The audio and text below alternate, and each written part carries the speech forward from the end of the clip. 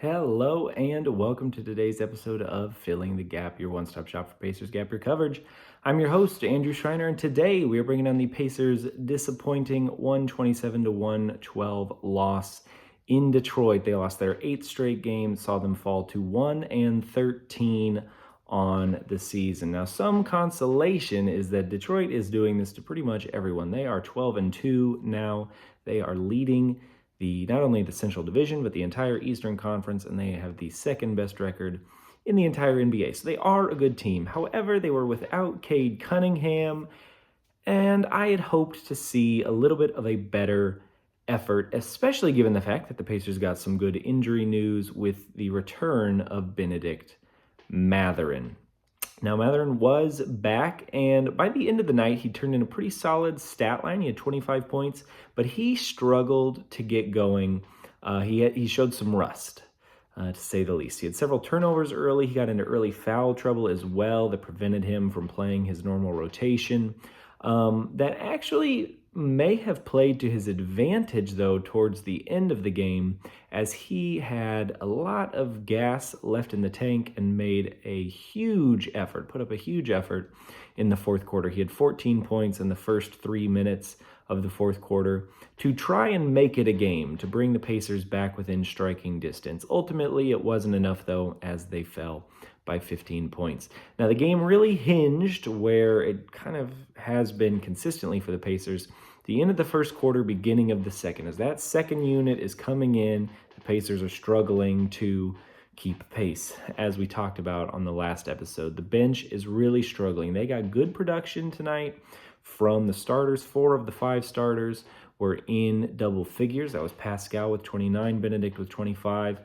Isaiah Jackson and Andrew Nembhard both in the teens. They put forth a good effort, and I thought they looked pretty solid early on. They were playing with Detroit. Despite turning the ball over, they were attacking the rim. They had a lot of free throw attempts early. But early in the second quarter, Detroit was able to put up a huge run to get the game, to get the lead to 21 points. Now, the Pacers then responded in the second quarter with a run of their own, 14 straight points to cut it to 7, but Detroit was able to widen that gap out a little bit.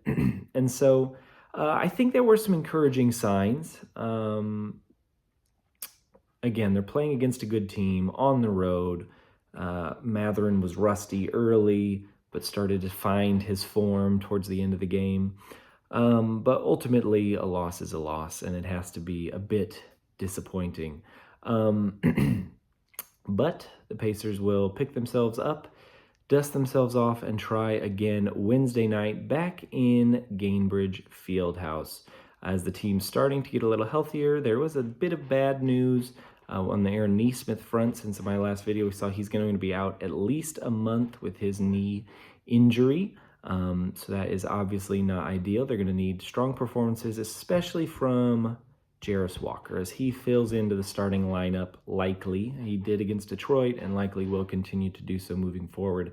They need Jarris Walker to start playing like the former first-round pick that he is and living up to some of the potential that they see. And with the other 3, Nembhard, Mathurin, and Siakam back, that takes some of the pressure off him, and so hopefully he can function a little bit more efficiently in his starting role as sort of the 4th option, maybe even the 5th option if Isaiah Jackson continues to put up 16 points a game. But speaking of Isaiah Jackson, the other thing I wanted to break down about last night's game, as I was watching, I just really am down on the center position. Isaiah had a solid night statistically. It's 16 and 10. But it still seems at times he still found himself in foul trouble. He still is just a step, not even necessarily a step behind. It seems like he just doesn't quite understand what he's supposed to be doing on the floor on the defensive end. Jay Huff is a step too slow. He is a weakness on the defensive end despite his blocked shots. He's sending people to the foul line at a high rate. And is not shooting well enough. He's starting to fit into the offense a little bit better, but he's still not shooting well enough to justify his presence on the other end. And then Tony Bradley, who is a solid rotational player, back end of the rotational player, has been asked, he's been given too much to do, right? His strength is rebounding, and that is about all he is good for.